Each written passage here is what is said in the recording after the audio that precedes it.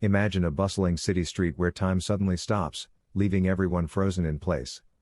One woman, standing amidst the motionless crowd, is the only one able to move and must unravel the mystery behind this strange occurrence. Join her on a thrilling journey to uncover the truth in a story that will keep you on the edge of your seat. It was a gorgeous summer day and traffic was heavy on the freeway. I was driving our minivan. I was pretty stressed. My husband and I had just returned from out of state the night before with his mom, dad and their 3 dogs. His dad had a stroke the week before and they were going to stay with us while he recovered. It ended up being a whole year. I should probably tell you we had 6 children living at home, between the ages of 17 through 5, and a dog of our own at the time. Life had thrown us all a curve, but we were handling things as they came along. We have always taught our children that family is important. I had to pick up my paycheck so I could go food shopping before going to work at 3 p.m. I was on a tight but doable schedule. God had a different plan and a wonderful sense of humor. A car was in the median strip, on the left, with a flat tire, and a group of Boy Scouts was sitting on the grass. I had been going with the flow of traffic in the high-speed lane when the car in front of me slowed to go into the grassy median to help them. As I put my foot on the brake to slow down, I looked in my rearview mirror and saw the grille of a semi. Not the semi, the grille of the semi. It was literally my worst nightmare. I was horrified and panicked. I remember saying out loud, "I cannot believe I'm going to die today." It was about 3 seconds from the time I saw him until I was hit, but those 3 seconds changed my life and me completely. Immediately time stopped, it became eternal. I was alert, oriented and still driving throughout the entire process. I was in my body but was taken out of Earth's time frame. There was no sound, all was quiet and calm.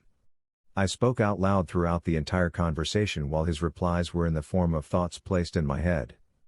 With time stopping came a huge feeling of enormous love that just kept growing stronger and stronger. The panic was replaced with love that gave me such a calm feeling, and I was no longer afraid. I was being hugged, big time. I had never felt love like this before. Instinctively, I knew this was God. Think of someone who loves you dearly. Now multiply that feeling by about 1,000,000 and maybe you will come close to how loved I felt. I could feel that there were also 2 others with me. I can't explain how I know this, but one was my grandmother. It took 7 years to figure out who the other was. I didn't know who it was at the time. And I will share how I found out later in this story. I really wanted to cry, but there was no time. Most of us go through our lives being taught to believe in God. I was brought up in a very strict Catholic household by parents who did not live what they demanded from us. Okay. I did believe, but I was very angry with him because of my abusive childhood and life in general.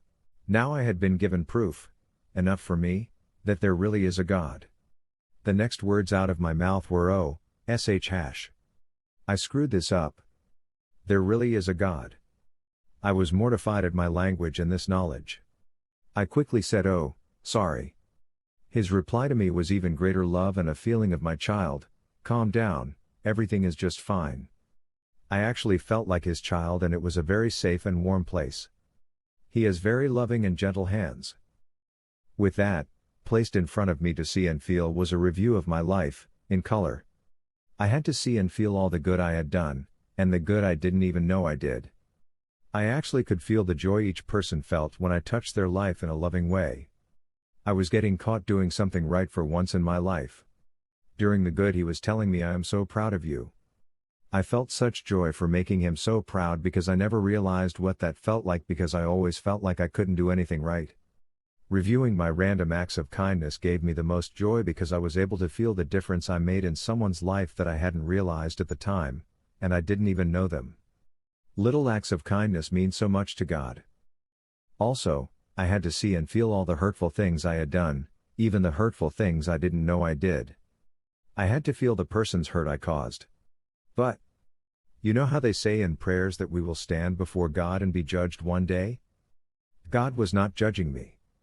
I was looking at my actions, with God at my side loving me while I was judging myself, and believe me, no one can judge me any harsher than I already judge myself.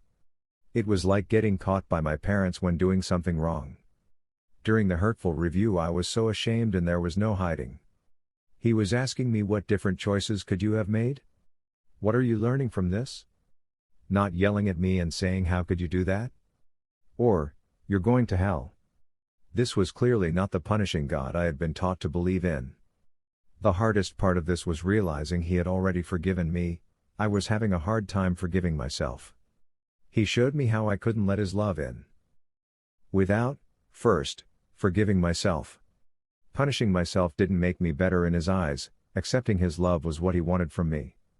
Once I was able to accept that God only loved, it was easier for me to openly and honestly look at my life. I wanted to learn as much as I could. I had so many questions. God loves me the way I love my children. Even when they do something wrong, I still love them. I'm not happy with their actions, but that doesn't change my love for them. I hurt for them and I make them take responsibility for their actions. I had taken parenting classes and read all I could find so I wouldn't make the same mistakes my parents did raising kids. He showed me that even though I wasn't physically abusing my kids, I was killing them with my words. That is just a bad. I could feel their pain. I felt like such a failure. I just kept repeating, I'm so sorry over and over again. He just kept on loving me. When the life review was over, he placed in front of me why I came to Earth. I was so amazed. I was floored at how important we all are to God, especially how important I was to God. I didn't think he knew I even existed. All the years I was beating myself up, and his question to me was, why would I go through all the trouble to make you just the way you are if I wanted you to try and be like someone else? No one else could do the job I came here to do the way he wanted me to do it. That is why it is so important that we not be so judgmental of each other. Some of us are here to teach, some to learn, and some to do both. He let me ask him questions. My first one was, how could he give me the parents I had? I was shown why I had the parents, childhood and life I had. I asked for it. It was so clear to me, I had to go through it all to learn what I needed to learn and be able to continue my work here. I was making a lot of wrong choices because I wasn't listening to or trusting myself. I was doing what I thought I was supposed to be doing. I felt like a little mouse in a maze trying to find my way, but I wasn't getting anywhere. I understood that Earth is school, and when we are done we take a final exam, the life review, and then we get to graduate and go back home. Everything made so much sense. The lesson was so simple, it's all about love. How much God loves us and how well we love ourselves and others. Finally, he showed me what I still had left to do. I remember saying so matter-of-factly, I can do that. I really wanted to do it. I believe I was shown this to help me make a decision, because the next thing in front of me was, do you want to stay or go? Wow, I get a choice? Even though my good far outweighed my bad, and I wanted to stay in his loving embrace, I desperately needed to fix the hurtful things if I had a chance to. I didn't want to leave so many things undone before I had to leave. I also wanted to live on this earth knowing God loved me. I replied, almost in a whisper and very, very reluctantly, but I have to stay. My only regret is that I said that statement so fast, because the second I said that, the whole movie in front of me closed up and my conversation with God was over. 1 second I was having a wonderful visit with God, my grandmother and a friend from the other side. I could even picture us having a cup of coffee together during this conversation. Only, my hands were gripped tightly on the steering wheel of the van. I was still driving and I was thinking, I cannot believe this is happening to me. I couldn't believe how much I had learned in 3 seconds. I had so many unanswered questions. I wanted more time. I wanted more love. I didn't want this to end. I couldn't believe all the things my brain could do at one time. I was disappointed that I didn't get to see the light, because I could feel the edges all around me, but I had made my choice. Suddenly it was over. I was literally pushed, back into reality, Earth's time. Everything but his love, my grandmother and friend, was gone. Gee whiz. In my head I was told, take your foot off the brake and floor the gas. I didn't ask any questions and just did as I was told. As I hit the car in front of me, the semi hit me. I clipped the car and sent it safely into the median. The truck did not jackknife. I drove about 100 feet more and went into the median and stopped because I wasn't sure what was going to happen and didn't want to be in the middle of it. The thing I want to stress here is that if I had said I wanted to go, I would have been gone before the accident even happened. My family would have thought I died a horrible death being run over by a semi. The reality was that my body would have died a horrible death, not me. At the point of impact, I was still being hugged safely in my cocoon of God's love. I did not feel the accident at all. It was a different story a few hours later. I refused to go to the hospital because I felt fine. Never make that stupid decision. It is always a good idea to be checked out after an accident. I sat in my van with the whole back blown out of it and kept hugging myself because I didn't want to lose the feeling of tremendous love I had been given by God because it was still with me. I was also afraid to look back and see what had happened. Being a nurse, I felt it was my duty to help with the injured, but I just couldn't handle one more thing. I have no idea how long it took for the police to get there, but when the policeman opened the door of my van, I was still trying to breathe. I burst into tears.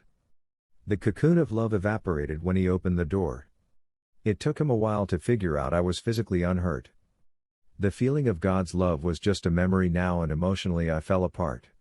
His comment was, "I don't know how you did it, but you saved a lot of lives today because no one is hurt." I couldn't tell him what happened. It was hard for me to believe it myself. For once in my life I was speechless, and that doesn't happen very often to me. Just ask anyone who knows me.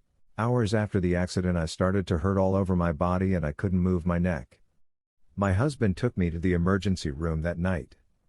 The doctor was surprised that I only had whiplash. The staff was marveling at why I was still here. I knew exactly why I was still here. I chose it. I didn't say one word to anybody, not even my husband, because I knew if I told them what had happened to me they would admit me to the psychiatric floor. I didn't think anyone would believe me. Also, I said earlier that I was clearly shown my purpose here on earth and the work I had left to do, during my life review. When the accident was over I couldn't remember why I chose to come here or what I had left to do. It's still, right on the tip of my tongue. The knowledge was taken away as soon as I said I have to stay. So I am back to a little mouse in a maze with everybody else trying to find my way. When things get really tough I remember what I said that day. I can do that. It keeps me grounded and moving forward. I know for a fact that God is really watching me and I love to make Him proud. I keep a first-grade picture of myself at my bedside to remind me every morning that I am a child of God. When I am faced with a difficult situation I stop a second to decide what I am going to do because I do not want to review it in a hurtful way again. I'm not perfect, but I really try hard to do the right thing. As a postscript, you need to know that my husband totaled my car 7 days before this accident with me in the car. We both walked away from that accident unhurt. There was no near-death experience for either one of us that day. I was still pretty upset with him about losing the car. It was my first car, the one I picked out, and the registration had my name on it. I loved that car. Talk about screwed up priorities. If he had not totaled my car, instead of driving an Astro van I would have been driving a Mazda 323. This is just more proof of why I believe everything happens for a reason. There would have been no choices that day. That semi would have gone right over the top of me. Before the accident, I had a hard time praying. Now I talk to Him the same way I carry on a conversation with anybody else, anytime and anywhere. In fact, after the first accident a week before the truck accident, I walked out to the middle of my front yard. I screamed at the sky, "I know they say that God doesn't give us anything more than we can handle. But you are blowing it, big time, right now. So just come down here and tell me what you want me to do and I will do it, so you can leave me the hell alone." My poor husband took me by the arm saying, "Come inside, the neighbors are watching." I really had no idea he was listening to me, so be careful what you ask for, because I found out, very unexpectedly, just how much he cared about me. I don't need to scream at him anymore.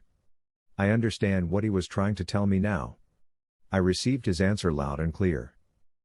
The whole year after my accident was probably one of the hardest years of my life, and I often wondered why I was stupid enough to stay here and not leave when I had the chance.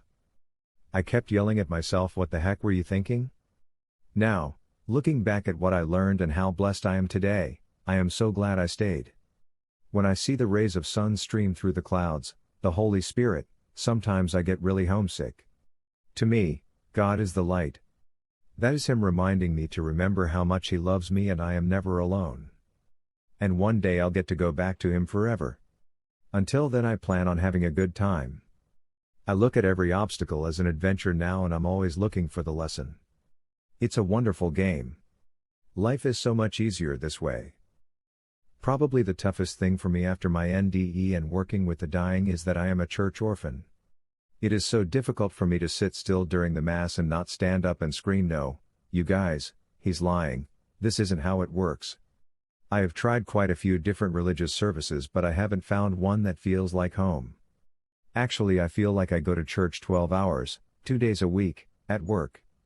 I would love to find a church where other people understand what I understand. About my friend from the other side. 2 days after the accident, with my cervical collar on and a very sore body, I went to church. I had some serious thanking to do. Before Mass, a lady I know came up to me and asked me about my accident. One of her questions to me was, "Who was with you?" I replied timidly, "God and my grandmother." She smiled and asked who else. I was very reluctant to tell her, but I told her about my mystery friend from the other side anyway. She didn't think I was nuts and told me I could find out their name by asking. I was very skeptical, but I felt much better after talking with her. After Mass, another lady I didn't know came up to me and asked me about the accident. We had almost the same conversation. I was not the only one this had happened to. We were connected by a shared experience. A near-death experience. They knew what I knew. They both had the names of the persons with them. Well, I asked on a daily basis for a while and finally gave up trying to get the name of this person who is actually still with me. 7 years later, I was watching a TV program that was about near-death experiences and our spirit guides from the other side. They explained a different way of asking for a name. That night before I went to bed, I asked, out loud, to be given their name in a dream and please help me remember it in the morning. My brain woke up first before my eyes opened, and I had a name in my head just like the conversation I had with God during my life review. I was given the name Amy. How I knew this was real is that when I tried to argue with it, it just kept getting louder and more insistent in my head. Most of my family and friends all have names now. Some have more than one, and a few were given the names by just asking, like I was told to do 7 years before. The more I am open to the possibility of help from the other side, the more help I am given. I stopped trying to explain everything away. I talk to Amy all the time. If you are not sure you have someone with you, let me explain it this way. When I am having a problem with something, I go to sleep and dream about it, and when I wake up in the morning I have an answer to my problem. That is Amy helping me. There are a lot of times that I don't even have to go to sleep to get an answer now. Her help has been, and still is, priceless to me. I look forward to seeing her again, one day,